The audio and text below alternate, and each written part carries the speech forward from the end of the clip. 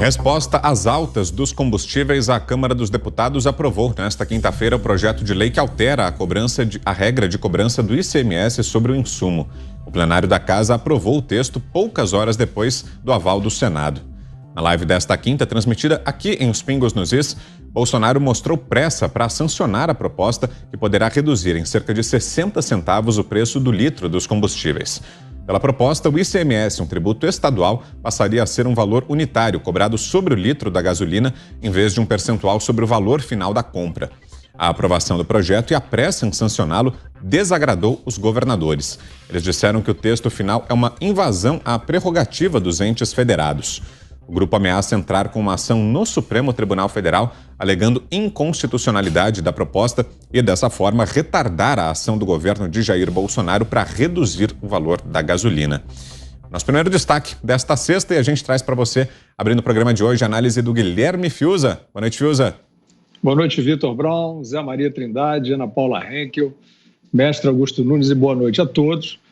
Nós estamos assistindo aí mais uma coalizão, né, mais um episódio desta coalizão que nós nos acostumamos a ver entre governadores de Estado e o Supremo Tribunal Federal agindo contra o Brasil, né? Eles fizeram isso reiteradamente durante a pandemia. O Supremo Tribunal Federal deu poderes para os governadores e prefeitos, né, que tinham recebido um expressivo repasse de verbas a título de socorro para a pandemia. Parte desse dinheiro, como se sabe, foi desviado, e a outra parte desse poder foi usado para maltratar a população, impor medidas tirânicas, fingindo que estavam defendendo a segurança sanitária e as vidas. Isso tudo já está, em boa parte, exposto.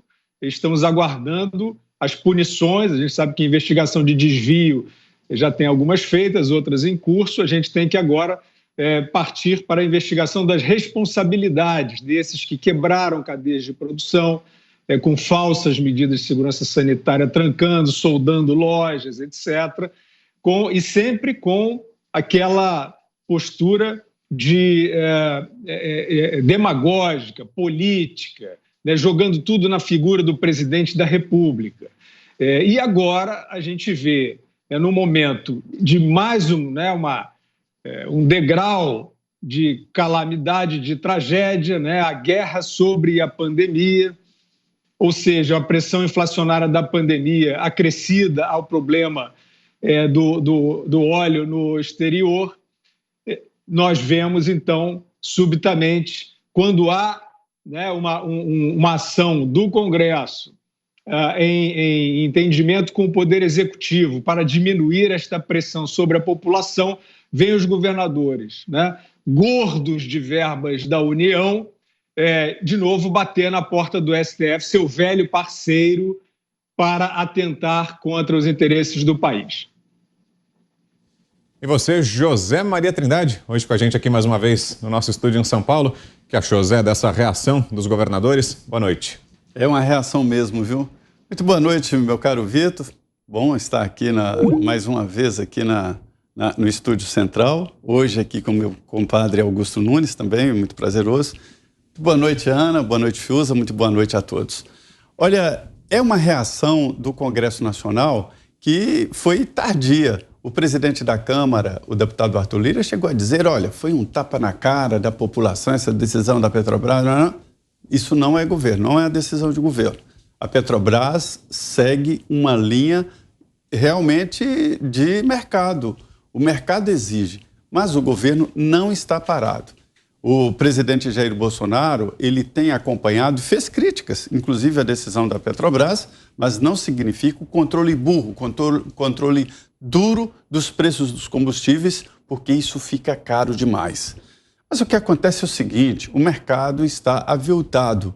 É um momento em que o mundo passa por uma turbulência, uma guerra, num momento pós-pandemia, em que os produtos estão em dificuldade, estão escassos. E principalmente o transporte dos produtos. Há uma dificuldade reconhecida no mundo inteiro de transporte. Então, é uma situação especial e por isso mesmo requer também decisões especiais e uma ação especial do próprio governo. Eu acho que o Congresso Nacional demorou demais em tomar essa posição que vinha sendo cobrada pelo presidente Jair Bolsonaro há muito tempo. Agora, entendo que o Senado Federal foi além da conta ao definir aí esse fundo de controle de preços do óleo diesel, né? E com votos dos partidos governistas, mas foi além do que o Congresso deveria ir.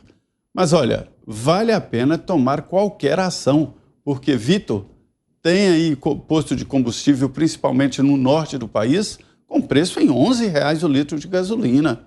Não pode deixar a situação tão solta assim, repito, num momento de crise e num momento de turbulência. Agora você, Ana Paula Henkel. Já viu que eu estou bem acompanhado hoje aqui, né, Ana? A casa tá cheia. Boa tarde, Ana. Olha, Vitor, o Zé vai para São Paulo, o Augusto vai para Brasília, o Fiuza aparece aí, mas ninguém vem aqui em Los Angeles me visitar. Precisamos consertar isso, não está certo não. Boa noite, Vitor, boa noite, Fiuza, boa noite, Zé, querido mestre Augusto Nunes, boa noite à nossa audiência maravilhosa. Olha, o Fiuza tocou num ponto, né? Exatamente os governadores aí que quebraram as cadeias econômicas durante a pandemia, tomaram as rédeas dentro da pandemia por uma ordem aí do Supremo Tribunal Federal e fizeram o que fizeram. Vimos aí, né, comércios fechados, escolas, igrejas, enfim, a vida trancada a 7 chaves, e agora o governo federal precisa tentar ajudar de alguma forma, principalmente numa crise energética global que nós estamos vivendo com a guerra entre a Rússia e a Ucrânia. No entanto, Vitor, eu sou contra intervenções nesse sentido. Eu acho que o mercado livre, a competição livre, ela tem que ditar os caminhos econômicos nesse sentido. É por isso que nós precisamos continuar falando sobre a privatização da Petrobras, sobre as opções do consumidor, o que o consumidor pode escolher, né? Há tempos, né, alguns anos, houve tanta histeria quando começamos a falar da privatização aí, no setor telefônico, né, uma confusão, não pode, tem que deixar tudo na mão do Estado, e, no entanto, olha como o consumidor lá no final foi beneficiado. Essa crise energética, obviamente, né, dentro do contexto aí que a Rússia é um dos maiores exportadores de petróleo do mundo, estamos dentro desse contexto geopolítico com os dois países, Rússia e Ucrânia. Estados Unidos também agora estão sofrendo com essa crise. A diferença é que aqui nós não temos uma Petro USA, né, não tem o mercado, não tem o governo, seja ele federal ou seja ele estadual, ditando aí o preço ou tentando passar legislações que tentem controlar algum desajuste. No entanto, temos aí dezenas e dezenas de marcas que vendem o seu produto, sua gasolina, o seu diesel, e o consumidor pode escolher de dirigir um pouco mais para pagar um pouco menos. A competição aqui, ontem eu, por acaso, enchi o tanque do meu carro, gastei $120, mas a minha cunhada, numa distância de 5 quilômetros e praticamente o mesmo carro que o meu, ela gastou $147. Então, você vê que existe a possibilidade de você escolher o que você quer pagar, a marca que você quer colocar, se você quer vários tipos de gasolina também, diesel. Então, eu acho que é preciso que nós não tiremos do nosso radar a privatização da Petrobras, a abertura aí do mercado nesse setor energético no Brasil, para que o consumidor lá na ponta, ele sim seja o maior beneficiado com uma competição ampla, uma competição justa, honesta e boa para o consumidor entre várias marcas no Brasil. E a opinião agora de Augusto Nunes. Boa noite, Augusto. Boa noite, grande Vitor, meu querido compadre, bem-vindo, Zé. A minha parceira Ana Paula, meu irmão Guilherme, boa noite a você que nos acompanha.